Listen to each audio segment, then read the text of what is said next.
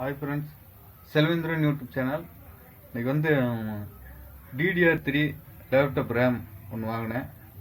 1690 ரூபா கிட்ட இருந்துச்சு. அன்பாக்சிங் வீடியோ வந்து இன்னைக்கு வந்து பார்ப்போம். இப்போ 200 ரூபா வந்து கூறிடுச்சு. அந்த அன்பாக்சிங் வீடியோ லைவாக வந்து காட்டுறேன்.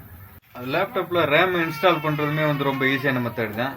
இந்த லேப்டாப் பின் சைடில் இந்த இடத்துல அதுக்கான ஒரு டோர் 2 நட்டு கொடுத்துருக்காங்க வச்சா.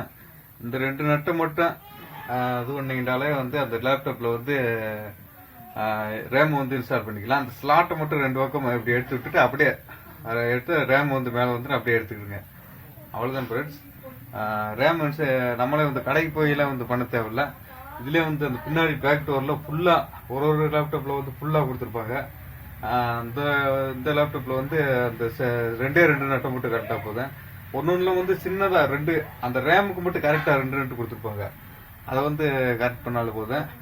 ரேம் இன்ஸ்டால் பண்றதுமே வந்து ப்ரொசீஜர் வந்து ரொம்ப சிம்பிளான மெத்தட் தான்.